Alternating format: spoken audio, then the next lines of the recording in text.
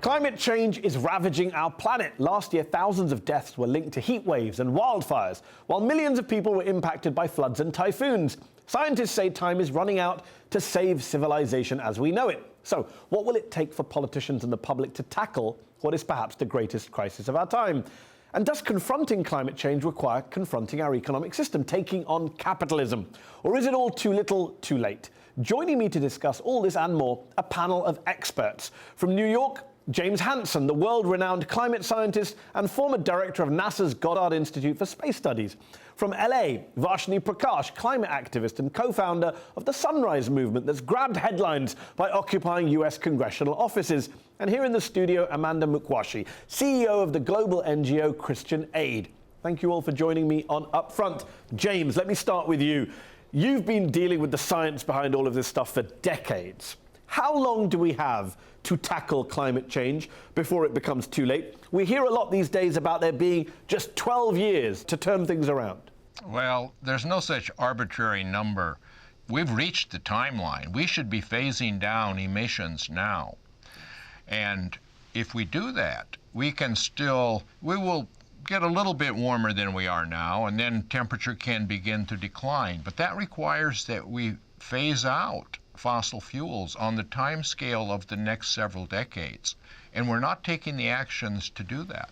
Varshini, you and your generation of millennials say that you see the challenge of climate change as your World War II. Do you actually believe that, or is that just a way of trying to get people to take it more seriously? And if you do believe that, how do you win this new World War? I mean, people are dying right now, and that's what we have to grapple with, that the climate crisis is already upon us. There are 3,000 Americans that have perished in the last year because of Hurricane Maria. We have seen wildfires absolutely raze entire cities to the ground in a matter of minutes. Parts of our coastline are losing more than a football field of land a minute. So the climate crisis is upon us, and that is just with 1 degree of warming that we have seen so far. And scientists are telling us that if we don't stop it at 1.5 or 2 degrees, we are going to reach a tipping point, a point of no return. So right now we're saying to ourselves as young people, like, what is the world that we are going to have to live in a few decades if we don't do something right now? Amanda, you're the CEO of a global development NGO. A lot of this conversation happening here in the West is about the West. What impact is climate change having already on the ground across the rest of the world, especially in the developing world, in places like sub-Saharan Africa? What does climate change look like to the poor who are having to live through it? Thanks. Well, let me paint a picture for you. And I think you're right to say that the conversations are happening here in the West. But actually, the impact of climate change is already being felt by communities in sub-Saharan Africa and other parts of Asia. I was in Ethiopia recently. I was in South Omo, which is on the border with South Sudan, in a place called Jinka. One of the women there said to me, Amanda, it's getting hotter and hotter. And the hot seasons are getting closer and closer to each other. Our crops are failing, our livestock is dying, and we need to find other ways of survival in terms of income sources. That's the real lived experience and impact of climate change. And you know where the tragedy is? The tragedy is that these communities are the ones that have contributed the least to climate change as we know it. They haven't benefited at all from the use and abuse and exploitation of fossil fuels. Okay. James Hansen, you were there in front of Congress in 1988, kind of sounding the alarm bell, calling for action, pointing out what the science was saying. Did you think that, all these decades later, we'd still be having these conversations? And do you recognize that the reason we're having these conversations is a lot to do with the economic impact that fighting climate change would require, the economic change that it would require, and the resistance to that change? Well, the problem is caused by carbon dioxide emissions from burning fossil fuels. So what we have to do is raise the price of these fossil fuels. But we have to do it in a way that the public is able to deal with the increasing price of fossil fuels and make the changes needed to move to other sources of energy.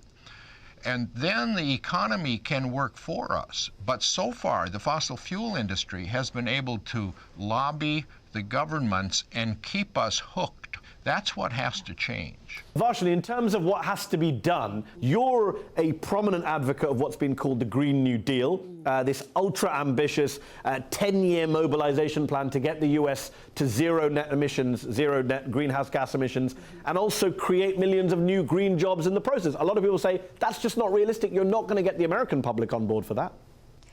I don't think that that's true. And I think what the Green New Deal is about is actually exactly all the things that you mentioned, of getting off of fossil fuels, of stopping the climate crisis, but tying that to the creation of tens of millions of good, high-paying jobs, of actually boosting and revitalizing our economy in this process of stopping climate change as well and eliminating poverty. Let me bring in James. Let me bring in Amanda, then James. I want to get Amanda and James's response. Green New Deal, yay or nay?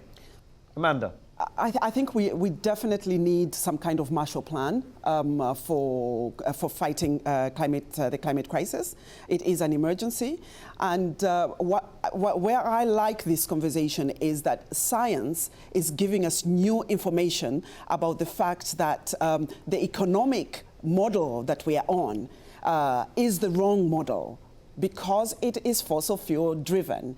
And so for me, I don't think that it's just a question of tinkering with the current economic model. We actually have to look at alternatives. And I don't believe that we don't have the know-how and the knowledge. Are you saying we can't tackle climate change unless we tackle capitalism? That's what I'm saying. The whole process of economic development and how the West developed was an economic foundation that is actually hardwired to serve a few at the exploitation and the expense of the planet and people. And unfortunately, the technology and some of the knowledge is sitting in the West, right?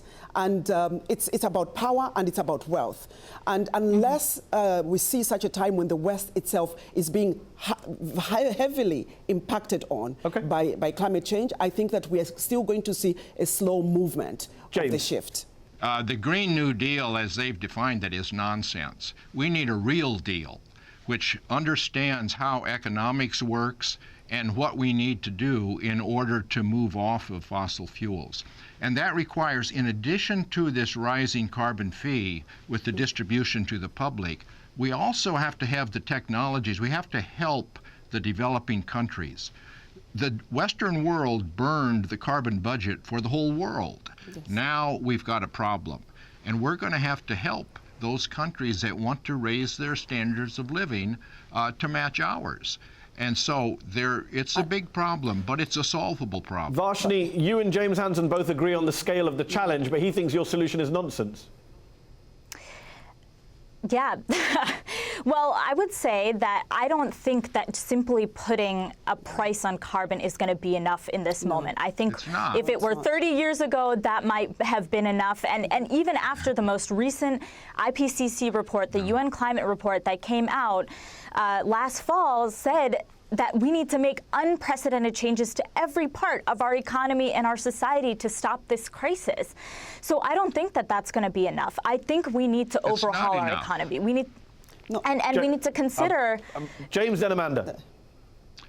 Yeah, it's not enough, but it's the underlying policy that's required to make the price of fossil fuels honest. Otherwise, people will keep burning them the same way that we did in the West. Because people need energy. If they're going to raise their standard of living, they need energy. And we need to make the price of fossil fuels include their cost to society. That's the underlying requirement. But there is technology development also.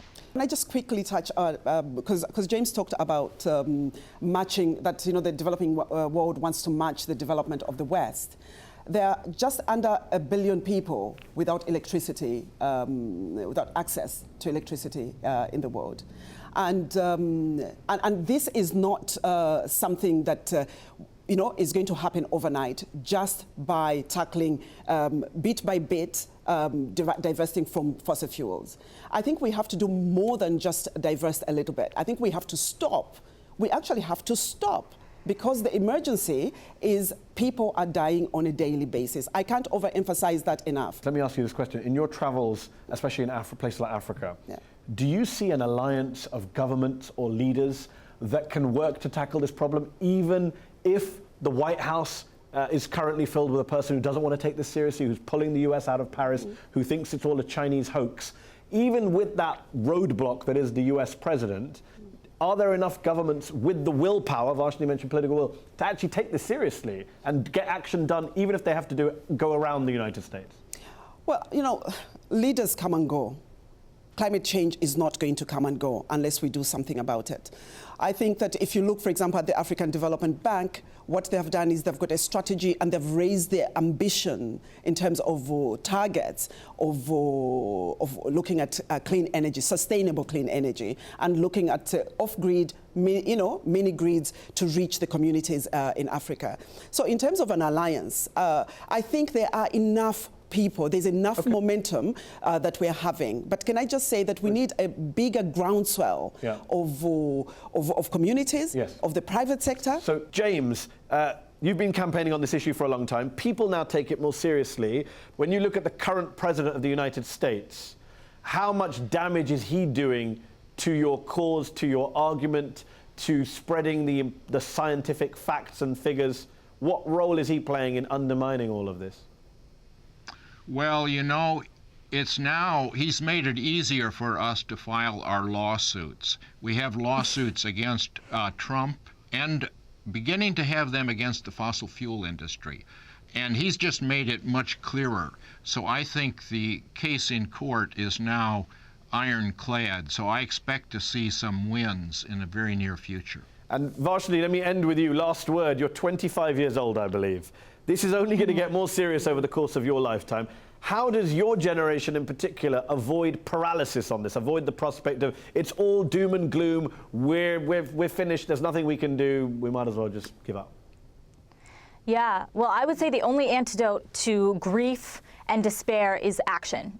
And bringing young people into the political process to make our voices heard and to ensure that this political class, the establishment right now, does not leave our generation to bear the brunt of impending disaster. Throughout our history, the greatest transformational societal change that has occurred has been because tons of young people stood up and said enough is enough. Varshini, James, Amanda, we'll have to leave it there. Thank you all for joining me on UpFront.